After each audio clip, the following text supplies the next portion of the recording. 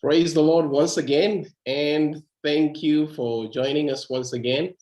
And we are super excited to learn today. This is the day that the Lord has made, and I can see that we have Pastor Ayo in the building. At this point, we have already done the opening prayers, and we have enjoyed listening to amazing worship. And so we would just go right into it. I don't know if you have anything to say, Mel, before Pasayo come in. No, just looking forward to what's in store and having honest chats with everyone, and looking forward to what God has laid on Pastor Ayo's heart concerning this matter. I'm sure we're all very excited, and our ears are just itching to hear what exactly we're going to share. Amen. So Pastor Ayo, sir, we would like to hand over to you, sir.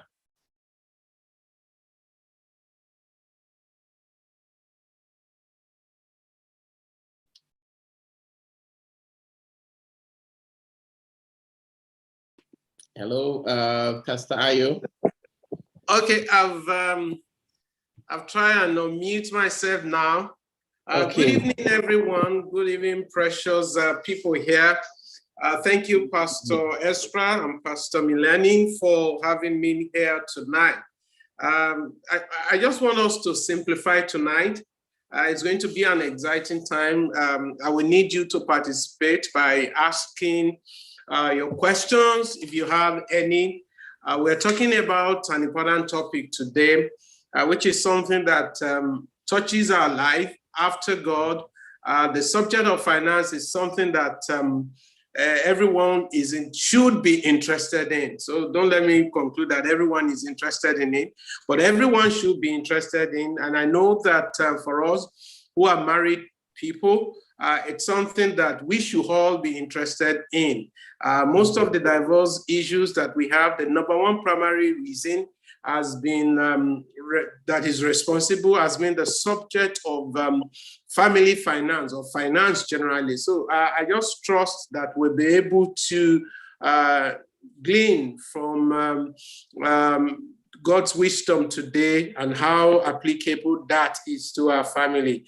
Maybe I should ask Pastor Estra or Pastor Milani, what time, what is the time that I have to talk, and then the time for question and answer? Maybe you should just give me an idea. Okay, so we do have from now up to 17:30. So okay. You have about 50 minutes to just share with us, and then the rest will be asking questions and answer. Yes, at least you've given me that idea. I think I can do less than 50 minutes. Okay. So let me just let me give us one or two just head-ons as a little bit as we start out today. Where marriage is an institution ordained by God, which all of us here, we are part of it. And I so much love the slogan or the theme of this ministry is deep love. It means love is possible. So if love is possible, it means we can harm ourselves with the basic principle that make love possible. One of the things that you probably have heard before now is that to keep a marriage, you need an element of trust. And then an element of commitment. So trust begins with our relationship with God, and then out of that overflow, we're able to trust each other. Trust is something that is built.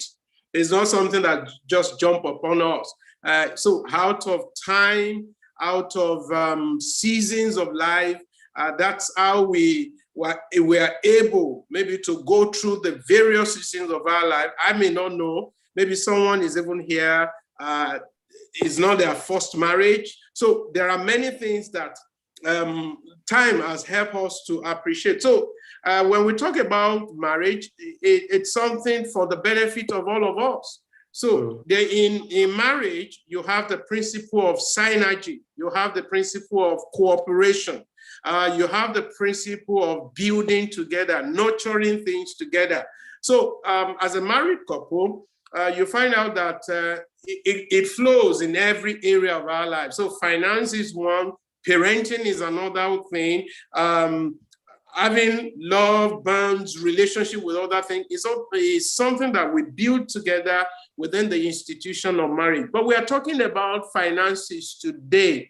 It will interest you to note that Jesus made mention of money in the entire New Testament scripture.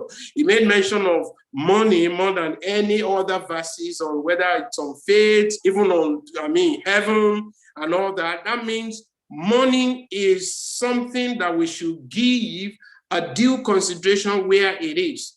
When we talk about the subject of money, it's just one word. It's about trust. It's about trust.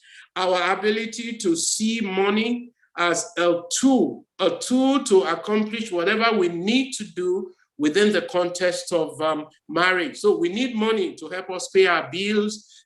Sometimes it's children's school fees. Sometimes it's house rent. Sometimes it's for the purpose of investment. Sometimes it's generally to maintain a good standard of living. So we cannot throw that out of the equation. We can't say money is not important. It is important. As a matter of fact, we are trained, for example, for our vocation. And so sometimes the amount of years we'll invest in training determines the amount of value or money we get in exchange for the value that we put into our work. The same thing goes for business. If you run a business, you are creating goods and services, there is value, you are servicing someone, but in exchange for that value, money comes to us. So we cannot put the subject of money in the back burner when it comes to relationship. However, the same things that can help us achieve our purposes together in terms of paying bills, in terms of having a good standard of living, can be the very thing, if not properly managed, be the things that actually separate us. So you ask yourself the question, when you can afford to do 1, 2, 3 things in your relationship, there is less argument. Let's just be truthful to ourselves. You are able to get things done without even having to pray. Yeah, let's just be true to ourselves. But when we can't afford certain things, and then we have to save, the pressure rises, the tension rises. So how do we look at this subject? There are things that we do with money. We hand money. That's one. We multiply money. That's another one. Or rather, we spend. That's a second one. We also multiply money. And then we give. We also receive. So I think the basic understanding about this money finances in marriage is that understanding. It's a mindset. Money actually is a mindset. Whether you have it or not, it is a mindset. Whether you want to hand it, it is a mindset. Whether you want to invest it, it is a mindset. Whether you want to multiply it, it is a mindset. Let me just explain that. So if I hand money now, I must have a good, proper mindset, because there are many things I can put money to use. So the first impulse that comes to all of us, for example, is, if you don't have money, you don't think about spending. But the moment money comes into our hands, the first thing, you want to pick that bag that you have hired a long time ago. You want to go to that holiday destination. So it's a mindset. The first thing that comes to all of us, everyone, you want to spend the money. But if you have a proper mindset, you either say, okay, money has come. What do I do? Is it to save for the purpose of investment? Is it to develop the mindset of delayed gratification so that I can always put money in proper perspective? There is a scripture which I like to read. It's in Proverbs. It said, in the household of the righteous, there is wealth, but a foolish man spends it all. Wealth and riches. One translation says, fools do spend their money as soon as they get them. But a wise person will sit and plan with their money. So money is a mindset. Money is a mindset. I think we have to look at that. And so the problems that people have with money, whether to earn, whether to save, whether to multiply, whether to enlarge it, I will just list out something. Number one, profound ignorance. People are ignorant when it comes to the subject of money. Let me also just stress one thing at this point. The truth is that whether we realize it or not, the strength that all of us have today, we will not have that strength forever. The ability to multitask, the ability to do things in the various dimensions. So where we are, we need to develop that proper mindset so that, hey, I mean, it's even in our language, you say you save for the rainy day. What they are simply telling us is that you won't have the strength forever. And I can buy a car now, but I can also invest that money. And if I invest the money, it can buy me maybe 5, 6 years from now, I can buy 6 of those cars. So some people are just ignorant. It's called financial literacy. Literate. Some people just don't know how this money works. Money is fluid. It's just something, when it comes to your hand, when it comes to my hand, if we don't know how to manage it, it can just filter away. So we need to develop competence. We need to be financially literate.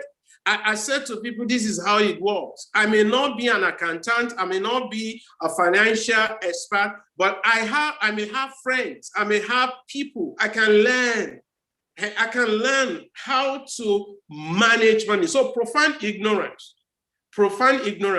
You know that someone said ignorance is like a black man. Thank God we are one. A black man who puts a black dress on and searching for a black object inside a black bag in a very dark room. I don't know if I should take that again, but I understand that that's the way ignorance is. Okay, I'm a black man, so I'm putting on a black dress, not tonight anyway. I'm searching for a black object inside a black box in a very dark room. That's exactly the way ignorance displays itself. So money ignorance has led people into so many things. Some people, some of us live in Africa. I don't know where other people are joining in from. One of the problems they said African has is a problem of corruption. So you find people who have led us, they steal and still they become poor. Why? The mindset is not anything but the mindset of an ignorant person. How will you, no matter if somebody does not know how to manage money, when they steal the Commonwealth, they still will know how to manage the money. So that ignorance, and for those of us who are people of faith, it's the same ignorance that says money is evil. Money is not evil. It's the love of money that is evil. So that ignorance, we cannot be fine. A lot of people believe, for example, that if they are rich, they will forget God. That's a lie. It's ignorance. It doesn't mean that you will forget God. Some other people believe that rich people are sinners. That's also another is a word of ignorance. It doesn't matter. You can be rich, you can love God, you can serve God. In fact, as a matter of fact, if you ask me, if you are rich, you will serve God better. And you will serve the cause of humanity better. I'm just from a meeting, and we're talking about the subject of wealth and all that. And I said to the people that were in the meeting together, I said, see, sometimes the things we talk about is because of lack of money. If you have money to send people to school, you will send people to school. And your mind is actually there. And if you live in abundance, that should be something that naturally occurred to you. You don't have to be forced to do that. So we don't have any option. I will say it to us here. As a family, it's number one mindset. We can't live in that ignorance. We can't live in that state. We must have the mindset of a wealthy people. You know, I didn't say rich people, wealthy people, which means ability to earn, ability to save, ability to invest, ability to multiply the resources that comes into our hands. Poor management is another thing that many people will have to deal with, whether it's private finances or family finances. A lot of the time, many people just don't know how to manage what they have. And financial expert, financial literacy will teach us that the number one discipline any of us can apply to our lives is the discipline of savings. And as I mentioned it now, maybe somebody is saying, oh, out of how much? That is the real issue, because we all feel that we don't have enough. Yeah, we all feel no, and the truth is that when you even meet those who are extremely wealthy, they're still looking for money. So the question is, when is everybody going to have this money? Maybe I may not be able to answer that question, but I think the emphasis for all of us should be, how do we manage the resources? You will be amazed if we ask us to do a simple exercise here. How much has come into our hand since the beginning of this year, in this first quarter of the year? You will be amazed. Even if you feel that it's a small honey, but if you had it all together, you will know that a bit has come into your hands since we began. And some of us, we have even done projects within this first quarter of the year. So it's very important. Poor management. A lot of people, I mean, how to deal with that is very simple, which is another form of saving is a discipline. Another form of discipline that we need to embrace is the discipline of budgeting. A lot of people don't, they just as it comes. So it's like some people in my home country here, they just put it in a bag. So they keep spending. Okay, this person needs it, this person needs it. And sometimes, maybe I should ask us a very simple question about this, how this budget thing works. How many of us here, I will be the number one to raise my hand. How many of us here, you went into a shop purposely to buy 1, 2, 3 items, but you left the shop and find out that by the time you were home, you bought something that you didn't intend to buy? I am the number one person. I used to do that a lot. But that's what budget will help us to accomplish, to be able to deal with. Make up your mind.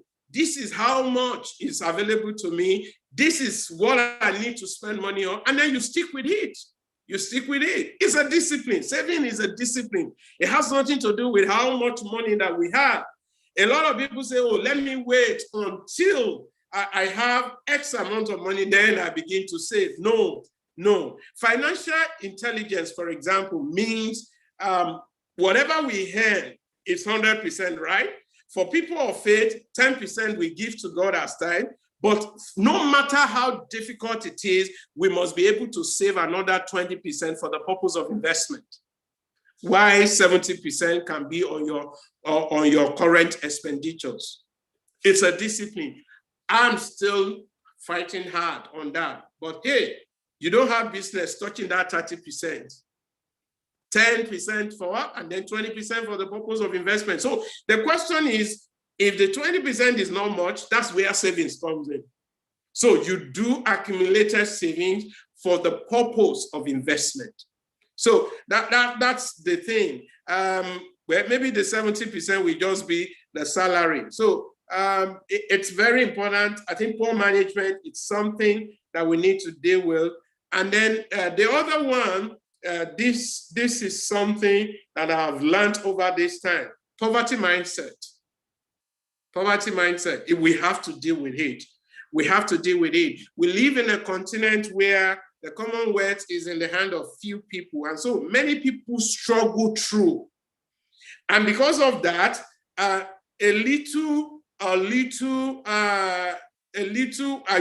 don't want to use the word breakthrough, but a little ease of life has turned people into all kinds of human beings. So it's poverty. Poverty has nothing to do with I have or I don't have. Poverty, it's a mindset. It's a mindset. Some people just take it to the other extreme. So please, we have to deal with that. And then, of course, failure to invest is something that we also have to deal with. Failure to invest. A lot of people they just don't see it. Sometimes, I don't know how it works in the countries that we live in. For a person, I regard insurance and all these other things as a form of saving. because you are committed to it. You never know when you will access those things. And even if you don't access it for whatever one reason or the other, when it fully matures, at least you have a chunk of things somewhere. There are other forms of investment. I know that bank interest on your savings are the least, I don't know where you live, but that's the way it is, the least form of returns you can get on any investment. So that's that thing, we need to deal with it. Poverty mindset, we must just develop abundance mindset. And abundance mindset says, even though this is not enough, but this 20%, I'm going to set this aside. That's abundance mindset, because you are engaging yourself in a discipline. You are killing the monster mammon. I must say, I mean, it's just a thing that counts. The other one is poor money attitudes. That's also very difficult. I mean, some people just have it and it exhibits itself, money attitude. It can come in form of greed. It can come in form of stinginess. It can come in form of selfishness. It can come in form of covetousness. It's poor money attitude.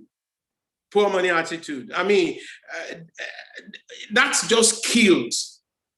And I think if we can just put the priority to where it is, it helps. It's helps. The last one I want to talk about on that is extravagant living. Extravagant living.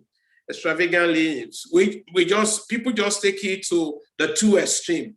I'm not saying you should not enjoy your money that you have had, but I'm also saying that you have to have the line. Just draw the line. There is no cast in stone for this. It depends on individual. What I say to people when it comes to that, just learn to live within your means. I can't do the things that maybe Pastor Estra and Pastor Milan is doing, or any other person on this platform. They are different. Their family dynamics is different. Their uniqueness is different. Their earning power will probably be different from mine. So I must just respond to where I am on the way to where I'm going. A lot of people live their life to please other people, and sometimes at the expense or at the detriment of their own well-being. I understand that most of for example, if somebody wants to sell an expensive wristwatch, they just look for a celebrity and give them free. Because they know that if that celebrity or the so-called celebrity can wear that watch, many people will aspire to buy that watch, because there is a sense of maybe success that is attached to, or that image in people's mind. Hey, extravagant living. Let us not, even as married couple, let's not behave as if when our lifestyle and our standard, I think most of the time, if we really organize ourselves, our investment should be, I mean, the return on our investment should be what is we paying for those luxurious or whatever, if we choose the kind of lifestyle. So maybe I should drop one: no clear vision of financial independence. That can be a problem for many people. Some people just believe that, oh, they're working, they have a good job, money is coming in, and that will be the situation forever. It doesn't work that way. That's if care is not taken. If you have a high-flying paying job, you suddenly lose the job, it becomes very difficult for people to adjust to the reality of the time. So we need to have a clear vision. We need to plan our finances. We need to plan our finances. We need to plan our finances. We need to, where we need to access knowledge, we need to access knowledge. But generally, concerning family finances, some of these things, we also pick them up while growing up. But financial intelligence demands that we need to unlearn, we need to relearn, we need to learn the truth about the subject of money. Financial intelligence will involve maybe letting go of our past mistakes and embrace new things that will help us to develop good financial stewardship. Financial intelligence is not dependent, let me also say, it's not dependent solely on salary. Salarium, which is a capitalist device word, is like what Laban practiced in the Bible. It's like just giving you something to keep body and soul together. There is no salary that can prosper you, that can make you wealthy, except you want to steal from your employers. It's not possible. The system of the world is not designed that way. Even when you grow, you ride in your professional career and you become executive this, executive that. How many people will rise and become that in their career? Maybe very few percentage. So salary can't make you rich. Someone said that job is just over broke. In other words, you have something that keeps you above other people who don't have. So please understand that. And then it's a strong desire to just live a financial independent life, sound financial system. So let's go. I think more will come out. I don't know if I have said one or two things. I think more things will come out as we'll exchange ideas during the question and answer. Thank you, Pastor Estra and Pastor Milani, for having me here. God bless you, everyone that is here already. Thank you. Thank you so much. Amazing, interesting things have come out. And I'm sure most of my friends have a lot of questions. I, for one, have picked up a lot of things. And I do not want to be the one to start asking questions, but I would like to open it up so that everyone can bring in the questions that they have, and where maybe they would like clarity, they can also just ask. So if you want to, I know this is a husband and wife kind of arrangement. So I'm assuming that most of us are seated next to our spouses. So please, before we start asking questions, I would like to give a disclaimer that we are not going to fight after this. This is meant to build us. This is meant to build us, and I would like us to have to be free in the sense that I'm not asking to embarrass my husband or my wife, but I'm asking so that together we can learn something, because we have an opportunity to learn. And so that's what I wanted to say before we start asking questions, that we are not asking to fight, but we are asking to grow. So please feel free, and also you can send your message. That is, if you are in a place, we know that some people are in areas where they cannot, because it's late. It's past midnight. So you can actually send through your questions. Just type it in, and then we also have other people that are watching from YouTube. So just send in the what do you call that, the chat section, and then we'll be able to ask those questions on your behalf. So please feel free. If you have any boiling questions, please feel free to throw them in, and then Pastor Ayo will respond to those questions. Do you have any questions before? I will go ahead and ask one question, Pastor Ayo, while people are getting their questions ready. So there's one particular question that I would like you to address, and it's the issue of husband and wife in a home, and what type of financial responsibilities belong to whom. Because there's an issue currently, right now, in the setting of Africa and marriage, where we are brought up to believe that the man is the breadwinner. So you tend to find that even when the wife does have a job, there's a bit of a clash as to who should be doing what. And then some men have stepped down, and that position has been taken up by wives, and it's causing a lot of tension within the home. Would you kindly just sort of address that? Okay. It's a very good question, and it's one of the things that or rather social situation that we are confronted with now.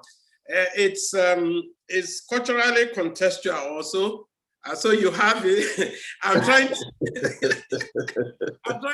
tread on that minefield.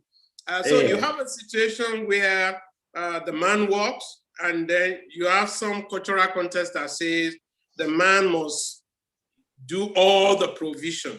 Yes. So the man pays all the bills, anything that has to do with food, shelter, clothing, transportation, and the other essentials of life. Even though the woman is working, so a school of thought says the man should just carry all the weight. That's one school of thought. Another school of thought says the man is working, the woman is working, but we will have role responsibility. So you pay for the house rent, I pay for food, the other person pay for. So you have that arrangement also going on. Are we on the same page on this? Yes. Okay. So the other arrangement is the man is not working. Yeah. And in some cases doesn't want to work. Yeah. And then the woman carries all the weight. And I think if I can just, I don't know if there are any other scenarios, but if I can just paint these three scenarios, none of it is sustainable because it's just put pressure. The truth is that things have changed. The way we live our lives, I'm talking about generally now, the way we live our life in our world, it has changed. There are challenges that it has to do with running of families. And there's so much pressure on the family unit. There are bills to be paid. There are responsibilities to be carried as parents. There are societal expectations. Once you are married and you're working from family, nuclear family, extended family, because we live in community generally in Africa or as Africans. So these are the challenges that are there. So what is the solution? I think every married couple, because those three scenarios that are painted, none of it is sustainable. It's just a matter of time. There will be pressure on that family unit. So what do? So we sit and talk about our family finances. And I think most married couples don't do that. Most married couples are not even aware of, for example, I will say this here. I don't know who will shoot me down after this. Most married couples are not even aware of the income that comes to their spouses, either way. So they can't even plan together. Everybody is just concerned about which bill to pay, which bill to pick and all that. So I think what we can do as people who is up, because money are trust issues, really. If you can't trust each other with your money, then it puts many questions on other scenarios that trust is required in marriage. So we sit back. What are we doing? This is my earning power as a man. This is my earning power as a woman. So I believe personally now that the way things are, if a woman can work and make additional income, please, she should. If that is not because like I said, is not one size fits all. So because you have in some families that they've agreed, okay, our kids are tender, can you take time off work while I do most of the work? So that basic understanding, once it is there, okay, I'm going to be off work for X amount of time so that you can give attention to it. And it doesn't mean that the other person giving that attention is not productive, because mothering, parenting is work. Is work. Is work. Keeping the house, when you have under 3, under 4, under 5, and then having to cook, and then keeping the house when your kids are grown up is a different scenario. So if that arrangement is there, then we can work out something. And then if the earning power is still not enough, what can we do? What can the man do? What can the woman do in terms of if they are pursuing a career, to be able to maybe professional proficiency, to be able to earn more? So that's why I said some of these things need planning. So we can say to ourselves, we're giving ourselves the next 3 years to get sacrificed for this, knowing that whatever sacrifices we are putting into that 3 years window period is to one hand to be able to earn more. So I think if you ask me, hey, let's sit down as family to discuss it. It's obvious that the way things are, inflation everywhere, that certain things are not sustainable anymore. And it's also obvious that we can actually have a business, because for every family, the strength might be with the man, the strength might be with the woman. Let's just join hands together, and then let's know how to do that. And I forgot to say that in joining that strength together, you know who manages money better, whether it's the man or whether it's the woman. And whoever manages the money better, let them be the one to be able to, knowing fully well that it's all interest of the whole family. But a lot of people, they have interpretations to these things. But I think to save ourselves from unnecessary pressure, you need a whole lot of synergy, a whole lot of cooperation from the two people who are in the marriage, and then they can plan things out. Like I said, every home is unique, every marriage is unique, but we can, those three scenarios that we painted earlier on, we can't lean on all of them. That thing is not sustainable. It's just a matter of time. Something we just, the pressure will be much on that family unit. I don't know if that answers your question or you want me to expand on that. It does answer the question. I think one of the questions that has come in is also quite similar to that. One of the questions that someone has submitted. Yeah, and I'll just ask. Yeah. So the question is, so my wife works and I work. She just wants to spend her money. I believe she just wants to spend her money alone. And then I think this is a new saying in town. He said, there is no. So I think he's trying to say there's no way. I'm not too sure how, but I've seen many people posting this, there is no. So in other words, he's complaining. So we both work, and my spouse, who is my wife in this case, he said, my wife just wants to spend her money alone, if I understood the question.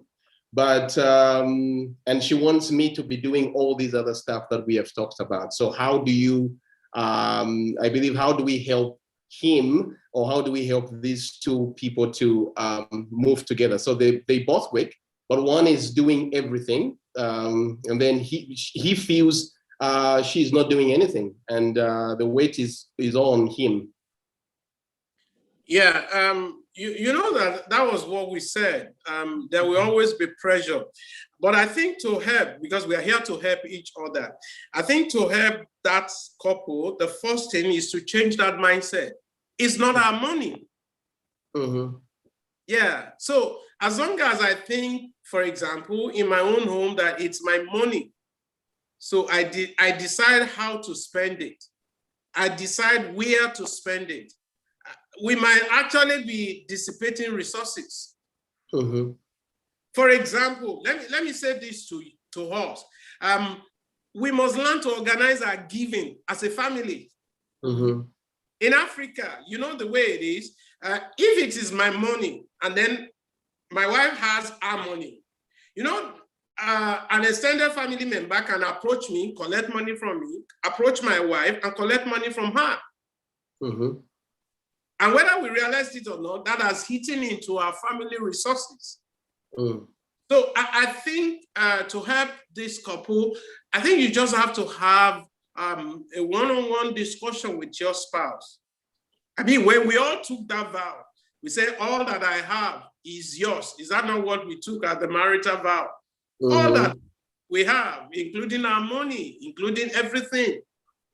I mean, in fact, this thing that you just said, sometimes somebody say because he or she spends money on the kids, so they are his or our kids. No, they are kids. So I think that basic understanding is the first thing. And then sometimes money attitudes are also cultivated from our family of origin. So I mean, all I've known, women all have known where that precious woman grew up. She may have been exposed to that. Some people, maybe because their dad betrayed their mom in money matters, so they just grew up with that perspective that a woman should have her own money, should live her own independent life so that she won't be mistreated and all that. But I think if that basic understanding actually is there, I think we can do much more better rather than the prevailing mindset that we have. I think the person is saying, I can't read, I think he say a bit of clarity. Can you read out that clarity so that we can help one another? Okay, so a bit of clarity here. The three scenarios given, which one is ideal in a Christian marriage? Okay. You bring all incomes together, then make one budget or share roles. So that's the question. So, yes. So there are two questions. That person also said, let me give you the scenarios that Christians have also practiced. So people talk about joint account. So we make all the money, you pool it on either side, and then we put it into an account and we expend from there. That's a scenario that some people have practiced. Another scenario similar to that is a situation, you make your money, I know how much I'm earning, you know how much I'm earning, but you make your money, but we have a percentage that we are contributing into a family account. That's another scenario that people have practiced. But either scenario, it has also, I mean, I do a bit of counseling. Those two scenarios that I've just highlighted, it has failed some people. So we put our money together. I am the, oh, somebody says, is it me that you cannot hear? I'm sure maybe it could be their internet. We can hear you loud and clear. Otherwise, should I use my earpiece? Whether you can, the person can. I believe you are clear. We can hear you loud. You can hear me. Maybe let me just use my earpiece so that we can help the person. Well, okay. Just thinking. And I think the person should just let the person type whether he or she can hear us now. Okay. Hello. Can you hear me still? Pastor Ezra, can you hear me? Yes, we can. Okay. Okay, so the person says they can hear me now. So I set a scenario which we just planted. We pull the resources together, that's one scenario, and then we spend from same account. It's called joint account.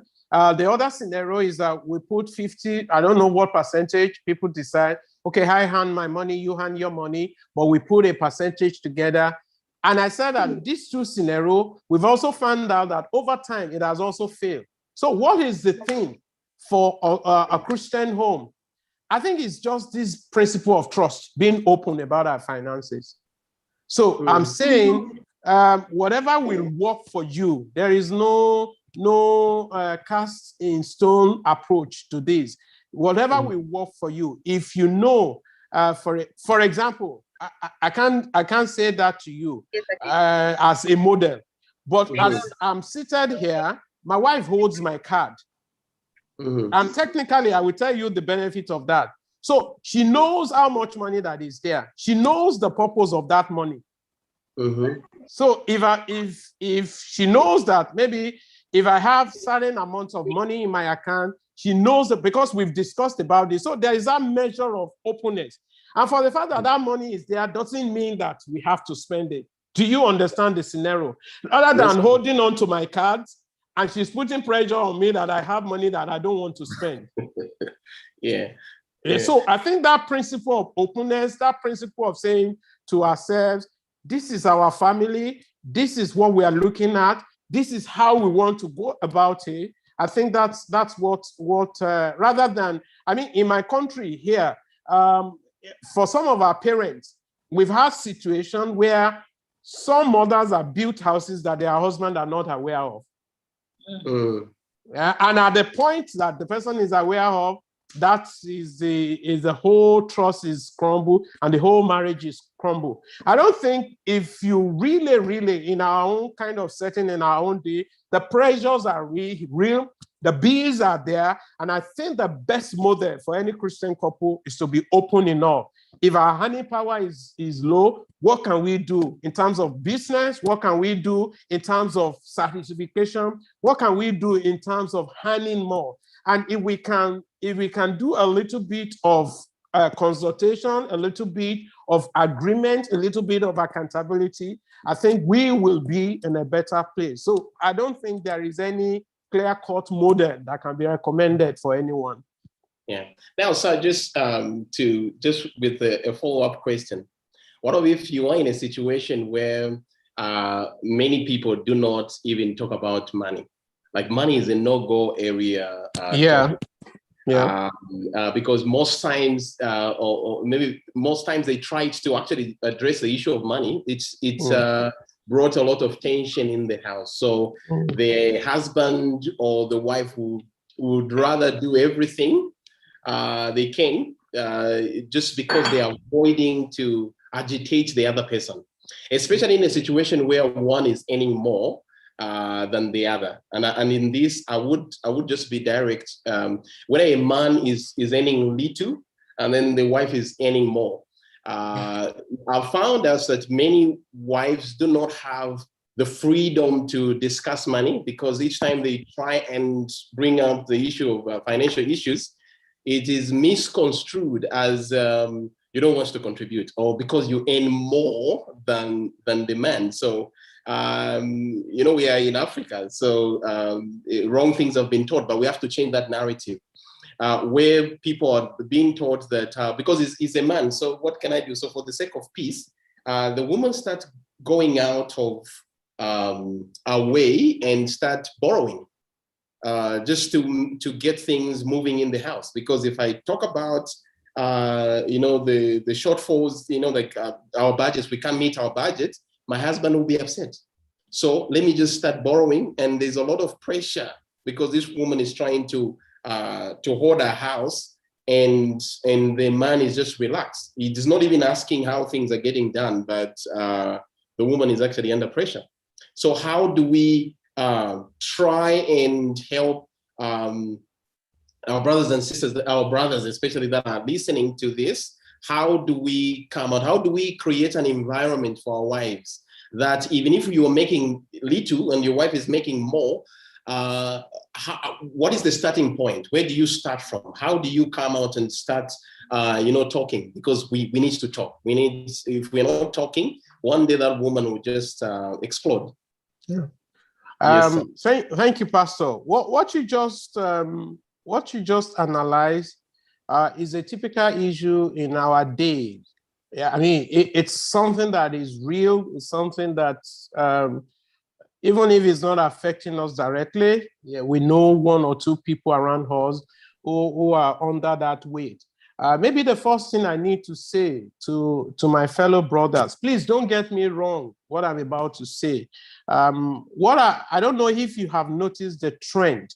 The trend now is that women are becoming more economically empowered than the men. Mm-hmm.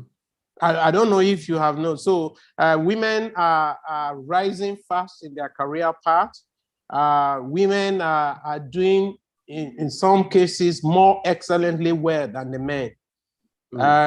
Of course, the other dimension to that, which I don't see we have that here, is a voice of feminism that is also all over the place. And then you just take it to that other extreme, that you don't need a man to be able to live your life and all that. So, I mean, like I said, don't quote me wrong. So the reality of the time is that we find these things happening, that women are becoming more economically empowered than the men.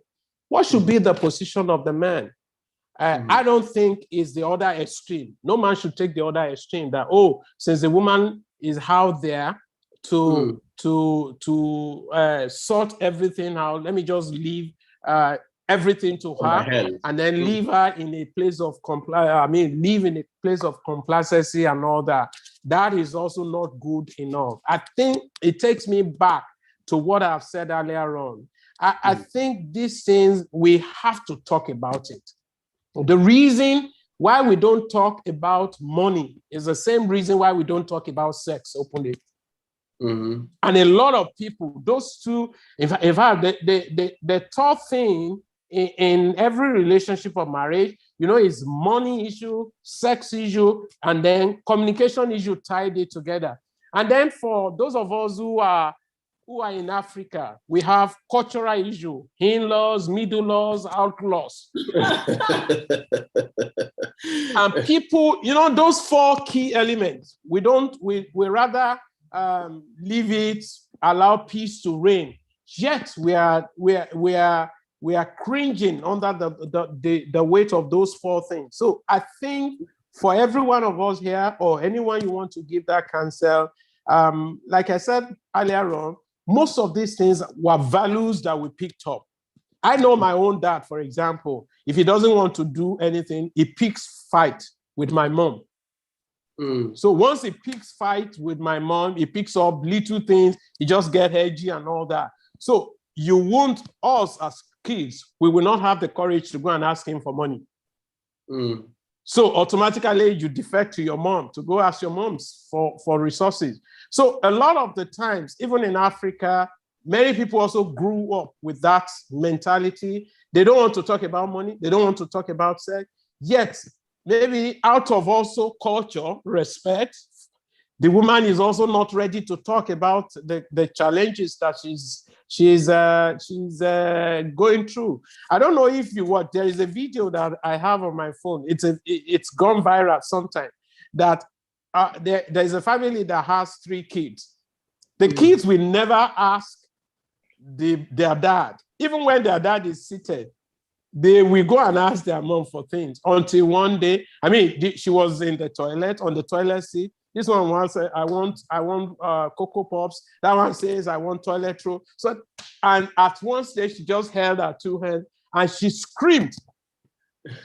So some of these things we don't. And when it comes to roles within the family setting, I think every couple should discuss about it and then plan it. There are, I don't know the countries that we live in. An average school term in Nigeria is 13 weeks. So it means after 13 weeks, we must pay school fees. So we can plan for that. It takes 9 months for a woman to carry pregnancy. So we can plan for that. What it will take, prenatal, antenatal, so some of these things just put on. It takes, I don't know how rents are collected where you live, sometimes weekly, sometimes monthly, sometimes yearly. Like ours here is yearly. So it gives us ample time. And that also helps us to be able to say, can I afford to live in this house? If I can't plan to put my rents together, then that means I need to reconsider my stand on so many things. So I think that communication, we need to, is a no-go area for most couples. But if we really, really want to work on our intimacy, we need to talk about money, we need to talk about sex, we need to talk about managing our relationships, whether middle-laws, outlaws, in-laws. So those are the things, they are gray areas, but we just have to confront them. And I think the basic thing about communication is choosing the right time. There is what to say, there is when to say it, there is how to say it, there is where to say it, so that each of the parties can clearly understand it, and then we can put things in context. Awesome. That's Hello. really interesting. Hello. Yes, sir. How are you? We good, and you, sir? I'm okay. I want to ask a question. I was just dropping my wife. I didn't want her to hear this question. Okay. We hope it's going to be a balanced question. Okay, sure. Okay. Yes, So I think this was meant for me. This session, I think you guys just organized it for me, but I've got a lot of questions. Now, I'll start with this. I used to work, and then I lost my job. And then I found some work before. Hello? Yes. Hello, we Yeah, can we hear are you listening, sir. loud and clear. Yes. So what happened was that at the point when I lost my job, my wife was doing all the providing. Not that I was just staying home, but I was doing the business, but it was just a big issue that she was spending. Mhm. And I really wanted to just improve my life with the business world. And what happened was that it never worked as expected. So I had to go back into employment. Now, it's like during the time that I was out of employment, she was doing most of the things. And now that I've gone back into employment, it's like it's something that she can't handle. So now, like for me, I always try to be open. Like, okay, this is what I get. Okay, what do you get? Like it's just a different parallel lives. I know you guys have got perfect marriages, but I don't. So so now how do you harmonize this situation? Okay. Is it for me or for Pastor Estra? For all of you. Okay, sir. for you, sir. Thank you for that open question. It's a very good question. Maybe let me just first of all say to you, sir, maybe Pastor Estra and Pastor Milan, they have a perfect marriage. I don't. No, I don't. So Doesn't exist. everybody, we have not reached, honestly, but we we have are started all off. we are all work in progress. I think just applying ourselves to some of these principles that we are sharing today, we are able to measure one or two things. And I'm glad that you are here today listening to this. I think if I asked you back this question, if you were obliged to answer us, when you were out of job and you were going into the business, did you have a discussion around it? Because to leave a paid up employment and transit into entrepreneuring, that also is a whole problem for many homes. Because the truth is that the standard of living, if you really want to do it in an atmosphere of trust, will probably, except you saved up money, it will probably drop. So, and I think how we manage that transition period, it also matters a lot. To say that, I think what you need to do, sir, because the way you are sincere about this, men don't ask such a question, but since I know that there's a measure of openness between yourself and your wife, maybe you should have a discussion with her. Peradventure, maybe at those period that she was handling things, maybe some things have been said that didn't sit well with her, some things she said to you or you said to her. Just have a talk around it and then say, okay, this is where we are now and this is where we're supposed to go together as a family. I mean, get input and then plan yourself out. Money issues are trust issues. Whatever it is, the reason why we do things together as a married couple is that we make mistakes, we wrong ourselves, but we also forgive ourselves, and life moves on. I believe you can get to that place. Explain to her. I mean, she will. I'm sure that if you open that communication, she probably have one or two things to tell you. Maybe appreciate her for what she did during that period. Maybe sometimes women, that's also what they want. They just want to hear that they have done well. Just appreciate that generally about that. And then let's because it's not that you don't want to work. You already said that the job was lost. So, and I think every woman will understand that. Even when you are transiting, if it's not a loss of job, when you are transiting into business, every woman where that atmosphere of communication has been encouraged will understand that. So whatever it is, we can get over it and get into the next things that you need to do as a family. I don't know if that answers your question. If you want any further clarification, please, I'm open, sir. Okay, yeah, that does for now. I don't even know where to start from. So now I need, like, right now what I need is like a model. What in terms of managing finances, what is the model? I think I came in a bit late. I didn't hear most of the part. So what is like the model? Maybe I'll try to adapt to that. Okay. I mean, you just have to also agree with her.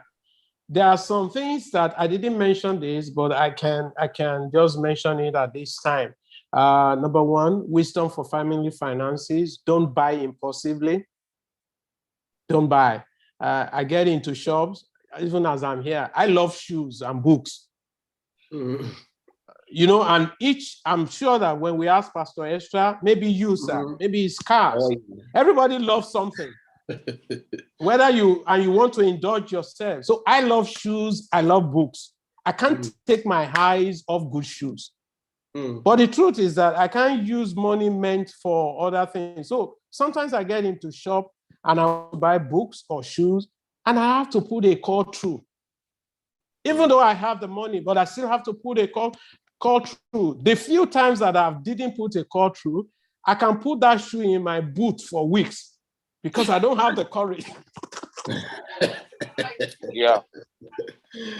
I don't have the courage to bring it out and wear it. So don't buy impulsively. I mean, just there are fixed expenses. But there are also unavoidable expenses. So electricity, gas bill, house rent, school fees, those are fixed expenses. If I go and buy a shoe, I'm supposed to charge up our electricity bill. I'm in trouble. Use that same money too. So don't buy impulsively. Secondly, develop the culture of savings. So at whatever point you join us, I've insisted on that. A lot of us, we don't. I'm still struggling with it, but it's a discipline that we must cultivate. It's a culture. A lot of us, we say, it's not enough when it is enough. The truth is that I've never met somebody who says if he or she has enough money. No, everyone needs more. So, but develop a culture of saving, because that helps us. It helps us with delayed gratification. So another question is, I know you're going on about that, but for example, when both of you get paid, who keeps the money? Okay, we've also touched on that. We've said that if there is a communication, I can spend impulsively. My wife doesn't do that. So I've ceded that authority to her. It may not work for you. You may be the one who can keep the money, but whoever can keep the money, that can do a proper stewardship about family finances. Because when the chips are down, whether either way, it comes to the family. The pressure comes to the family. So who keeps the money? So we've said that it's that openness. Some people have practiced joint accounts, but it has failed them. Some people have practiced portion, bring a portion, I bring a portion. It has also failed them. So uniquely, how does it work for your family? Who can? If you give my wife a note, a words of note, and then ask her in 2 years' time, where is that words of note? She gives you exactly, if you take down the serial number, she gives you exactly what you give her. If you give me, I will give you your money, but not exactly the money that you gave me, not exactly what you gave me. So over time, I've just discovered she can multiply money more than I can. So I've given that responsibility, because there's just that openness. Of course, we fight over money. Let me not say something here. We do fight over money. We argue when I need to buy something and I'm insistent. And she says no, I say yes. She says no, I say yes. So after some time, after pressure, she may say, okay, yes, have it this time around. So, it's not that we have this small, but she can insist that we are saving money towards this, and that's all. And so I may get upset, but it gets the job done at the end of the day for the family. So it depends on who can manage money better. So. Yes, sir. I think, did you have another question? I believe at this point, there could be one or two questions that's coming in. Okay, there is another one here. Please, you can go. Okay, I saw you. Okay, if you have a question, please just do us a favor. Just, under reactions on your phone, you can just raise your hand, just like that, and then we will be able to give you an opportunity to. So I've seen 2 hands raised. Let me see who has raised. Okay, so please, you can go ahead and ask your question. I've seen 1 hand raised. Okay, everyone. Yes. So I have a question. When you talked about communication and relationally, we have, what can I say? Okay, for example, relationally, there's the undertones that men value respect, women value love. So when we're communicating with each other or appreciating, a man should recognize that, women value love, and women not to recognize that men value respect. But I wanted to ask a question from a man's perspective, wanting to understand, what are men's anxieties around money, finances, and providing for the family? Because I think that sometimes maybe as women, when you don't understand what men's fears and anxieties around, not being I'll speak for myself, and I'm not being a very good support to my husband with regards to finances. So I might be making some demands on him or expectations, but there's some anxieties. So I just wanted to know from men's perspective, what are your anxieties when it comes to money and providing for the family? Okay, the word respect is relative to so many people. So I may not understand the context at which that is being said. Generally, where I live, when you can bow, when you can pay homage to people, that's what they tag respect. But I don't think that's, for me personally, for the fact that you are paying an homage doesn't mean, if I'm paying an homage to someone, doesn't mean I respect them. I think it's just pure courtesy. And however, respect, I think, is mutual. You respect your husband respects you. Both of you are parents, you also respect your kids. So everybody deserves what you can call the word respect. It's just, what is that respect? It's just seeing the image of God in that other person. So if I won't insult God, there is no need to insult my kids. There is no need to insult my husband, or vice versa. My husband doesn't have to insult me before getting his point across to me. So respect is a mutual thing. It's putting honor on each other. So what's man anxiety about saying? I don't know about every other man here, but I think what it works for most men is that they don't want to be seen naked. Naked in the sense that they don't want a need to arise and they are not able to meet it. So a lot of men, they just don't want to, okay, you demand for $1,000, $2,000, $5,000. They want to be able to, well, maybe partly in Africa, that's what we've been taught, that's what makes real men. I don't know if all the men here will agree with me. So we've been taught that money, it's a force, is a force of influence. If you have money, then you have influence. That's the way I think that some of these things have been communicated to us. But however, like I said, things are changing. Whether a man realizes or not, I think even prophetically, as people of faith, we should understand that a whole lot God is doing with women these days. So I think within the context of a family unit, every man must appreciate that. And then everyone must be able to tell their wives what is their fears are. And then learn to talk. If you can't afford something, learn to talk about it. And for the fact that you can't afford something today, doesn't mean you can't afford it tomorrow. I mean, if my wife says, oh, it will be good to have this. So when I look at that within the context of the resources, I can say, fine, we can have it. but maybe not now. I can start saving towards it, and it becomes like a surprise to her. So I think the anxiety generally is that nobody wants to be found that, oh, they are naked, they can't do anything, they are helpless. If you ask some people who steal, men who steal, that's the reason. They just want to be able to it may not be a good reason, but mostly they want to do anything to be able to take good care of their family. So as a wife, just create that atmosphere of communication, assurance. If you sense it within your home, just assure your husband, I'm not asking you to bring this money now. It will be good. This is the reason why I said it would be good to have it. And then you can talk about it. You can be on the same page. That is, because at the end of the day, if what you are requesting for is for the overall interest of the family, I don't think any man will resist that. I don't know if that is as that, or if that question is still not clear, I can put it in context, please. Okay, no, actually, she has raised a thumb.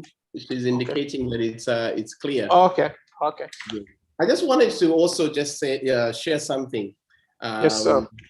Under this same the question that she asked, I remember a few years ago, my wife and I had a situation, and I'll be very, very open, so that we can help one or two people. So I was in a place where, I know I'm not a perfect man, but I have started off.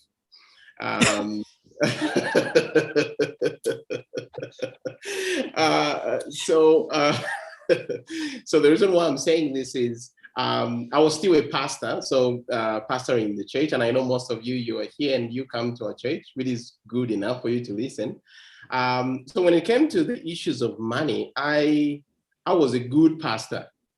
I was a very good pastor in the sense that I was not really moved about finances very much, and also had a lot of dreams which I did not share very well, communicate to my wife very well. So I was living in a bubble of me trying to raise a lot of money for the family, creating multi-million dollars projects that will make this family very comfortable. But you see, there was a difference between the Ezra, the millionaire, and the Ezra, the father, who needs to buy diapers and all. So the gap between the Ezra the millionaire, who is trying to create this multi-million dollar project, and the Ezra who's supposed to buy diapers that costs only, depending on where you're coming from, that costs maybe $10. And then what started happening is, so you find this wife that is married to this Ezra, who has a lot of ideas in his mind, trying to figure out how things are going to work out. So she is working. This guy is looking for projects. Now, they are called projects. It does not mean he has found one which is bringing in income. But you see, he's still a pastor, and he loves the Lord. He's not getting a salary from his church because he taught the church. God had taught him. He's a man of faith, so God had taught him, don't get a salary from the church. And he has got all these big plans. So what started happening is my wife started figuring things out. So she started borrowing because we only have one pay in the house. There's only one salary in the house. And again, what I want is, I don't know whether there are pastors here or not,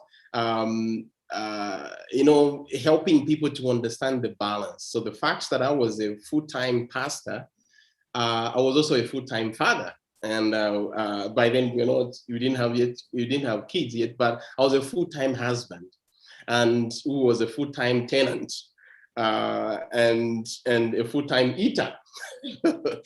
So we needed that balance in the house. That how does a full-time pastor become a full-time husband and also become a full-time father one day, of which I became a father. But to cut the long story short, why I'm saying all this is I had put my wife under pressure in the sense that she had to take, the burden of the family. And while I was trying to figure out this multi-million dollars project, so I was living in a bubble, and I needed somebody to wake me up from the slumber. That yes, you are a good person. You are not stealing from the church. You are not putting pressure on anybody. You have these projects. They are good projects. They can give you a lot of money. But right now, these projects are not working. Because these projects are not working, you need to find something that is working so that you start looking after your wife, looking after your family, because your wife is overburdened right now. And what started happening is that some of these projects were not bringing us money, they were bringing us problems. So we'll be given a project because we don't know how to handle that project. The project will turn into a curse instead of a blessing. So it went on and on and on like that until one time we needed to have a chat. And it was my birthday. And my wife decided to have that chat on my birthday. And she was open enough to tell me, we need to talk. There's there are diapers, there's this, there's that. What are we going to do? And it's like I was in another country. I was just invited to come into a country to hear that there are all these things, and my eyes just opened.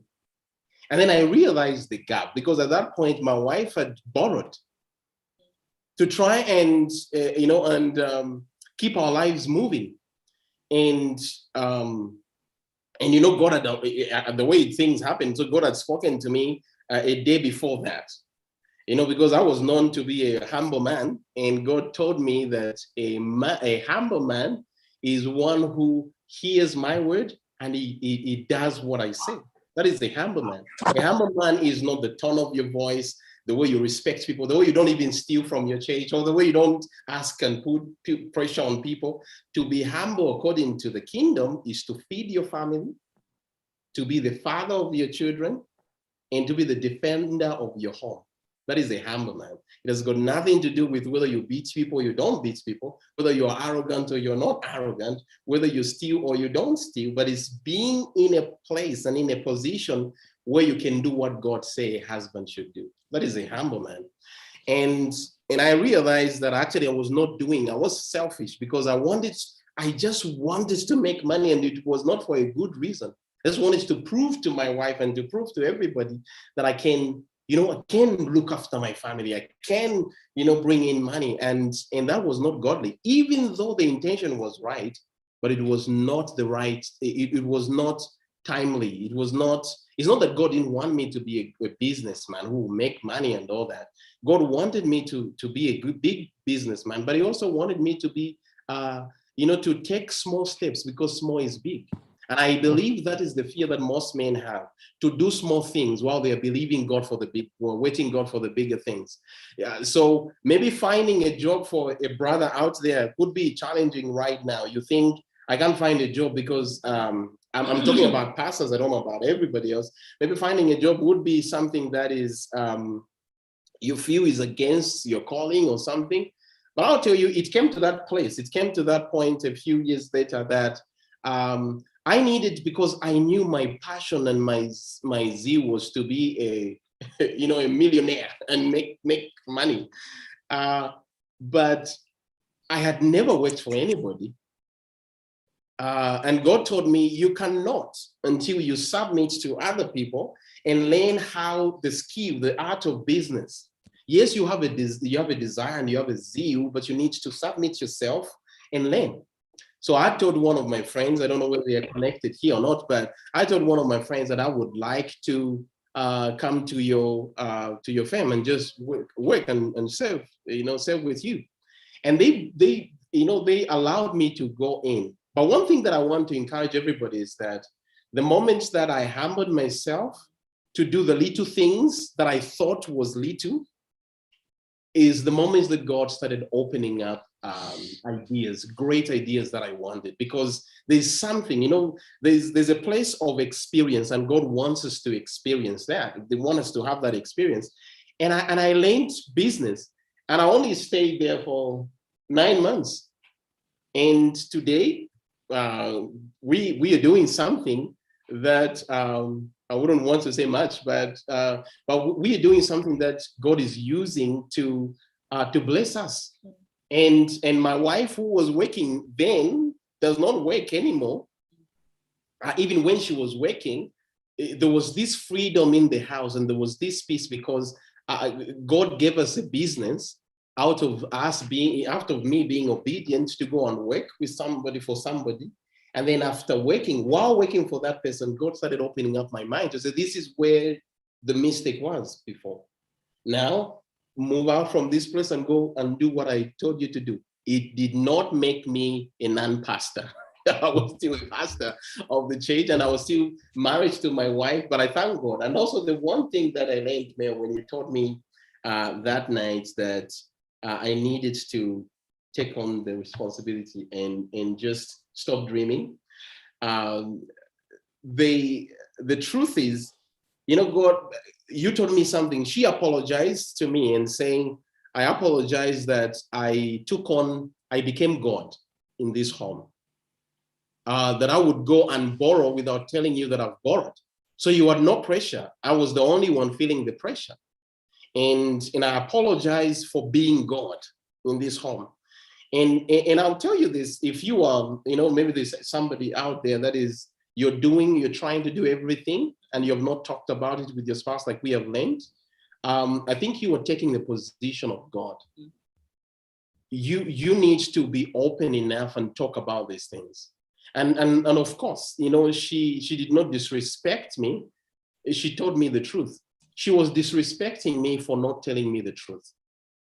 But she realized that I need to honor my husband. By honoring me, she told me the truth, that I needed to take my place.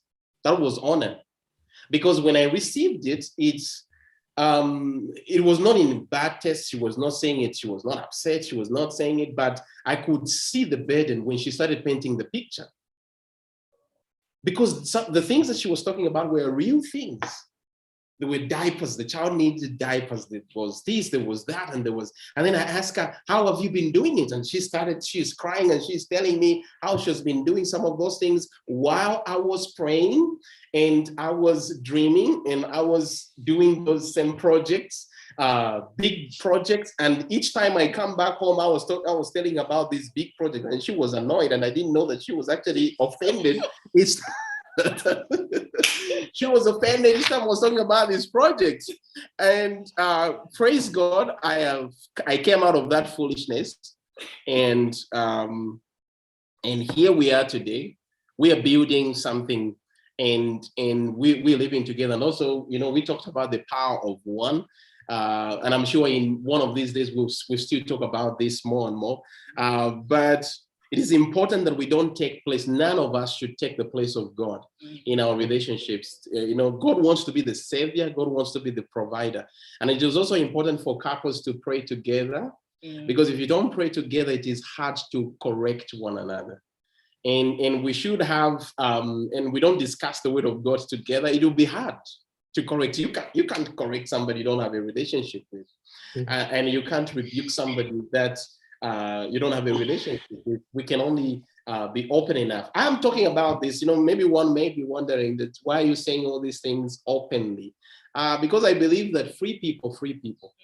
And if we are free indeed in our relationships, it will be very easy for us to just openly tell me the way she told me, and even to also own up to say, I was taking your place.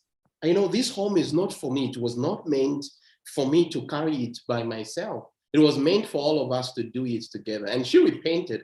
I also repented, because I neglected my position as a husband to stop dreaming. Yes, the dreams are good, and they came from God, by the way. But the timing of those dreams had put my wife under pressure, because I was pushing. I wanted things that God said can only happen later, now, and it had put us in a lot of issues. Do you want to say anything before we? Yeah, no, very true. Like Pastor Ezra was just sharing. I know sometimes it's a difficult place, now talking from the woman's side, to sort of open up, especially in the setting of believers, because you're thinking, okay, he hears God, he's spiritual, he's a believer. How do I then now come to him and open up and say, look, there are responsibilities, there are things that need to be done. But then you see, communication is very, very important, and never leave it too late. The sooner that you get to it, the better, because what might happen is that there's always the day that the frustration and the burden may explode, and you probably will not be able to control how it comes out. Mm-hmm. So it's important to be open and just communicate. I mean, you should be best friends. Mm-hmm. You used to talk to each other before you got married in your dating days, so there shouldn't be any area that you can't talk about. And finance, like Pastor Ayo's been saying, finance, sex, these subjects are very edgy, but as believers, as Christians, as people who are hoping to build godly marriages, we have to face these things face to face. Because the moment we feel like we can't talk about them, then there's a problem. Yeah. The moment you can't open up about it, the moment you feel offended about it, it means that that thing is actually an issue, and an issue is a stumbling block. And like we're reminded to say, we shouldn't give the enemy a foothold. So we need to learn to start being open and to know that we have each other's back. So in discussing these things, it's not an attack. It's we're looking out for each other. Because, you know, the team, we're a partnership, and we're trying to do things together. And the truth is, you can actually do so much more together than you can do apart. So you really need to learn to talk. And speaking to the men, it's also important to know the makeup of your wife, to know the makeup of a woman. Here's the plain truth, and I'm going to give you this advice free of charge. Women like good things. Truth. Truth. They do like good things, but that's not to say that they should like good things at the expense of the home and the family and the priorities of that home. But it's just important to take note of that. And I think it's important on both sides. It's also important to note that, look, you come to an agreement, you put your priorities right in your budget, the things that you cannot compromise, that must be done. Non-starters. Obviously, there's giving to God, which you shouldn't really be questioning. And then secondly, obviously, it's all the things that follow after. And it would be a good idea to also pay yourselves so that each one of you has the freedom to say, look, let's agree. You can have this amount, you can have this amount, and you can freely spend it on that, and I will freely spend it. Whatever that amount is, agree on. Yeah, like an allowance of some sort. A question. Question on your statement. Yeah. Before you ask the question, I want to say this. So we promised everybody that this meeting is going to run from 5 to 5:30. So at this point, I realize that we are actually, it's 35. What should we do then? Let's continue. So is everybody saying the same thing? Can we just, if we are continuing, how many minutes can we give each other so that we don't keep people keep going? So, yeah. How many minutes can Pastor Ayo give us? You're saying? How many minutes can Pastor Ayo give us? Because we are hosting. Yes. Yes, true, sir. The boy is in your court. How many minutes more can you give us? He has none. How many minutes do you want? 15 each. What? No! There are more people watching, and we have people on YouTube. So if you say 15 each, you're going to kill him. We're going to take 3 days asking questions. Yeah. Okay, can we do 15 more minutes? I actually have I have another online meeting for 5 p.m. here, which is just in another 23 minutes. But so if we can have 15 minutes more, that would be okay. All right. Okay. So the one that is asking the question, I'm going to limit the time that we can ask the question so that we can maximize the 15 minutes that we have. So you can go ahead, sir, under 1 minute, and then Pastor Ayo will react to your question. Okay. You are not sure So, whether the question is for Sister Nilani. Okay. It's for Because she everyone. made a It's for statement that everyone. women love good things, and I want to end with good things cost money. All right, sir, you can go ahead. She said something that irked me. She said something that really made my spirit jump up. For example, I've been renovating a house like every other money that I have. I renovate the house, and then she has a car. It's her car, according to her. So instead of me buying a car, I said I'll be investing money into the house. We're renovating our house to extend it to have at least a guest room and to a bigger sitting room. And we have reached a point where all the money is finished and the house looks like, you're like in a village. Things are just not working and the money is finished. I know it's a matter of time. We'll finish it. But it's like, she doesn't understand. That's the time you said, she just wants good things. Wow. But not at the I don't know. The key word, though, is not at the expense of the priorities of the home. That's the key thing. Not at the expense of the priorities of the home. So if you're tithe and to God, and then the priorities of the home and the things that you've discussed and agreed must be done. That's what Pastor I talked about, the importance of having a budget. As a family. So we should be able to say these are the fixed expenses that we have every month, and that should be our simple guide. You say, and also if you have figured out what model you're going to you have as a couple, what is going to work for you, because you should be able to abide by what you have agreed on. So if you say this is how we will be spending our money, we have, and also it's to be honest with ourselves. If we have 10,000, that's a 10,000 kwacha we have. We can't have a budget of 50,000 and the income is 10,000. So it doesn't make sense. So we need to abide by the budgets that we have come up together, and not because that will avoid surprises if we have a budget and we are following it. I've seen another hand.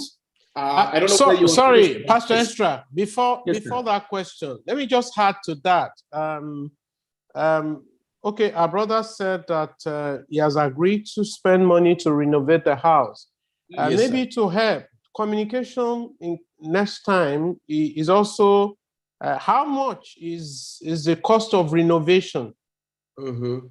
Because you need to also probably have allowed her to have an insight. If you have a bill of quantity, so how much?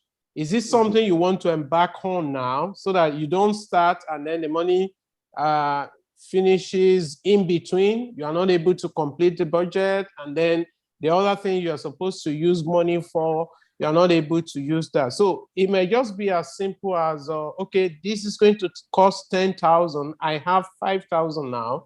So it might just be, let me say 5,000, but we are renovating the house. So it's clear from the onset. And if there is going to be any moment of waiting, so we know that we are waiting because we just putting resources together to renovate the house. I don't know if that will add to what has been said, sir. Yeah, no, that does answer, yeah. All right, okay. Thank you so much. So I have seen another hand. Please go ahead and ask you, I don't know whether it's a question, but you only have 1 minute. So under 1 minute, you can ask a question, and then Pasayo reacts to your question. Please feel free. I saw a hand raised. Feel free to ask a question. Yes. I've lowered my hands. I think Pastor had already answered the question. It was on the issue of having a plan. But just to add, recently God just gave me an inspiration to say, listen to me first in all your planning. So maybe sometimes we plan thinking that's the best, but a lot of times we put our family under pressure, thinking a desired project is the best for now. Meanwhile, like what Pastor said, the scripture even said, who is the man who wants to build a house that would not count the cost of completing it before it starts? So sometimes we need to just weigh those options and see, do we have it, so that we don't put ourselves. Then something God just dropped in my heart, as Pastor Ayo has been talking since, is the place of performance. As Africans, I think we all have that syndrome to want to overperform, either on the man's side or on the woman's side. Nobody wants to let go of their guards or the respect in terms of when it comes to finances. Everybody wants to perform and maybe even show some of our siblings, colleagues, and everything that we are doing fine. When God helped me in some certain areas, I think it was in the area of performance that he addressed that I don't need to impress anybody. And two families does not look alike. And our finances will never look alike. So I'm not going to impress anyone. I'm only going to impress God and my immediate family. Once I satisfy that, every other things just line up, they follow. So we should try and look at our lives as in terms of performance. Are we trying to overperform? Yeah, maybe just that. Yeah. Okay. Thank you for that. That was really awesome. Do we have another, Pastor, do you have anything to say or add on to that which has been said? Or can we? Yes, okay, maybe my final word for today. To avoid conflicts in our family finances, there is need to constantly engage the principle of trust and planning. I think it's very critical in financial matter. The scripture I wanted to read earlier on is Proverbs 21:20. You can read it. It said, there is so much oil to be desired in the dwelling of the righteous, but a foolish man spends it all. I believe in the following things, that for family finances to grow, the family should be provided for. That's number one thing. We can run projects at the expense of our families, so that it's not counterproductive. So the family should be provided for. Pastor Ezra also corroborate that with that personal experience. And then the wife, secondly, every wife is saddled with the responsibility of being a helpmate. You are not the head. You are not. Don't take on roles that doesn't belong to you. So all that a helpmate does is developing a business sense to manage whatever resources that has been allotted to you very well. Income of every family will grow over time if we all plan and then work it. And thirdly, the wife, every wife here, please, you can work to make additional income. It's going to take the pressure off your family. Number one. Number four, organize your giving as a family. Don't just throw money all around. Organize your giving. And then, of course, the Bible makes provision for that. You look at, for those of us whose parents are still alive, consider your parents, consider the less privileged, consider family member, but organize it as a family. And then number five, learn to create wealth. There are opportunities all around us. There are things that I love, I think it was Pastor Ezra, one of our brothers who just spoke. Sometimes when you pray, your eyes are open to opportunities that many people will probably not even see. And then you follow it through, and then it begins to generate wealth for you. And then generally, five, be financially literate. A lot of us are very spooky. We are heavenly minded and happily useless. So it's be financially literate. And then, of course, what I've said earlier on, please don't buy impulsively, develop a culture of savings. In other words, also, which is not counterproductive to the culture of saving, develop the habit of giving. Yeah, it's also very critical. And giving doesn't necessarily mean note money. I mean, sharing knowledge with other people can lead them to sharing knowledge. And from their own sharing of knowledge, your eyes are open to opportunity. So, and then fourthly, be content with what you have. I mean, every family is unique. We are different. Be content with what you have. Then understand the season of your life. Don't put yourself under pressure. Don't put. And then please, this one, I think Pastor Milani mentioned it. Don't borrow. Don't borrow. Don't borrow. Don't accumulate bills. When it's appropriate, when it's appropriate time to pay, please do. Don't allow yourself to be choked up. And then maybe this one, understand that money does not really bring happiness. So a lot of people are frustrated in our world today, looking for money, working for money, struggling and justly for money. Money doesn't really bring true happiness. The happiness, the fulfillment that we are all looking for is found in God. And then I don't know, then maybe this one, it may be anti-African. Please have a will. Have a will. Yeah. Have a will. I mean, when people talk about will around here, family, my own country, people will say, oh, maybe the wife is planning to kill her husband or or somebody is, but have a will. Have a will. Because when you see some people have gone and the way they treat their family after they have gone is just not it. You don't want that. So nobody knows when we are, and we're not saying because we want to die, that's why we want to make a will. And I understand for those of you who are lawyers, it's just one statement. Sometimes you may not say, you may not allot anything. All that I have, I bequeath to Mrs. and also just or so you just it might just be something that you keep renewing with the lawyers. So have a will. Have a will. And for those of us who are pastors, I don't know how many pastors are here. The church is not in your will. I hope you know that.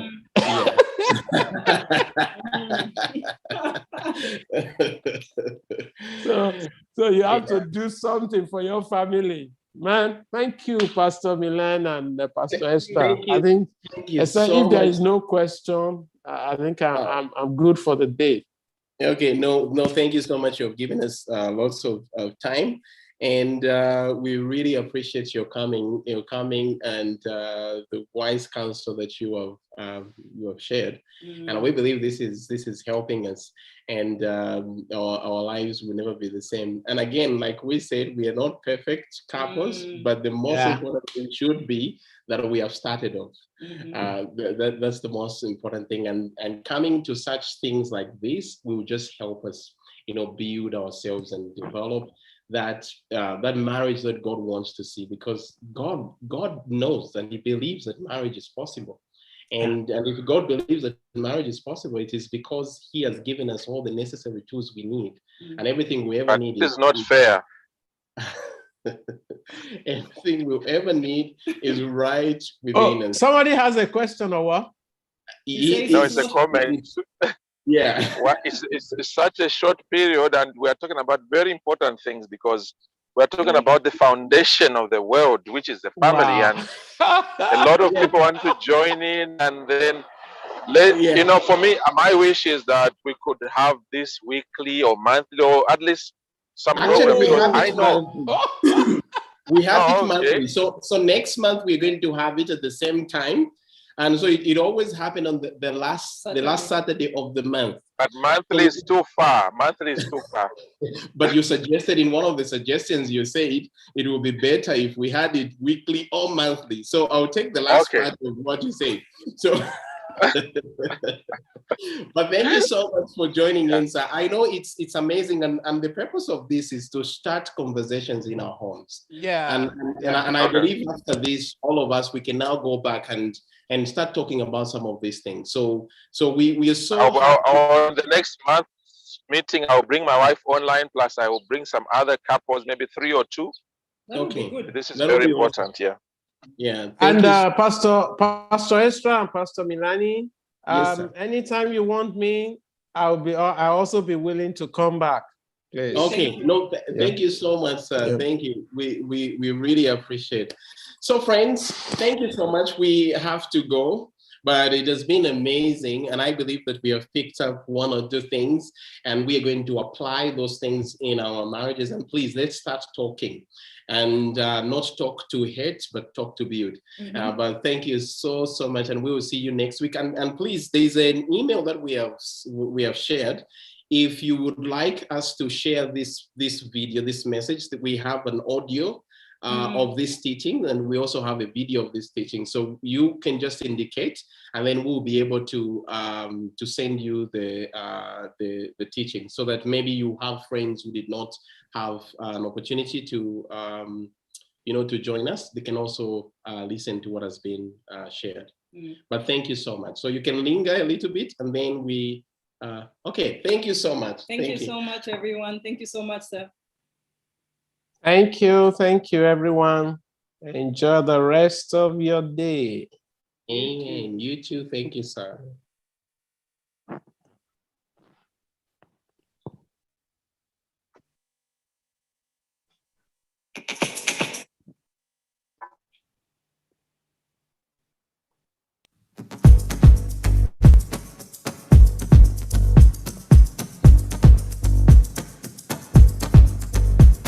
Arise, my soul, remember this.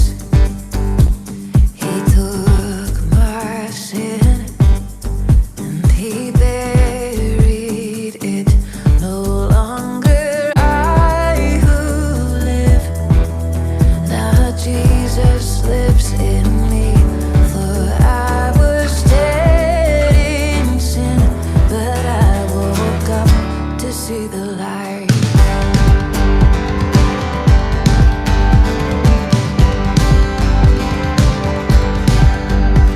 No, I won't boast, but in the cross that saved my soul. All else is lost. The grip of fear has no hold on me. So where, oh death, where is your sting? No longer I who live, now Jesus lives in me. For I was dead in sin, but I woke up to see the light.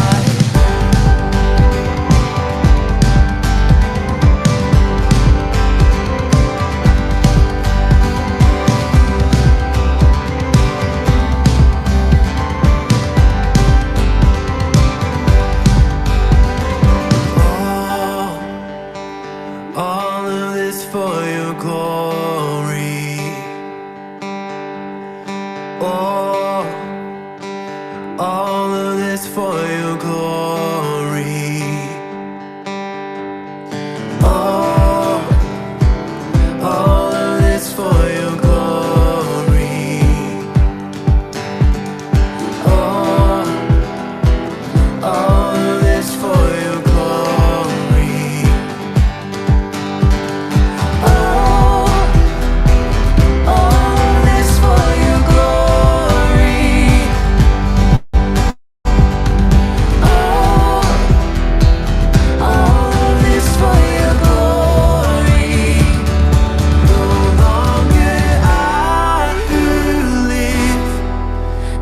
Jesus lives in me.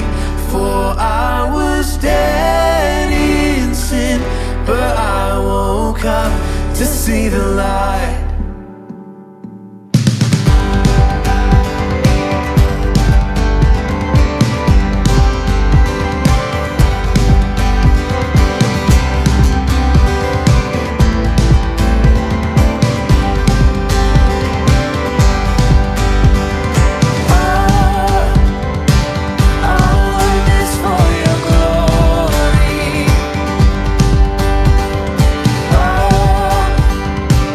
Oh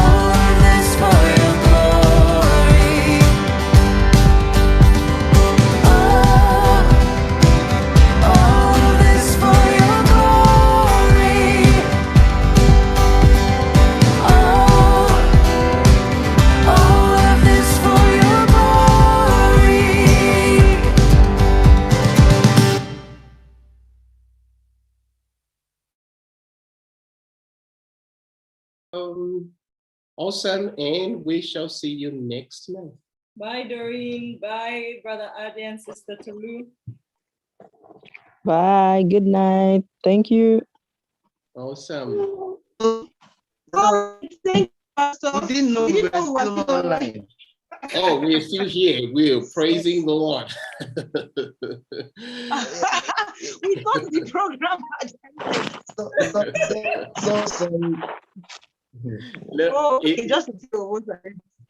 It is awesome. Okay, so we're still online and we are still on YouTube. So goodbye and God bless you. No, let's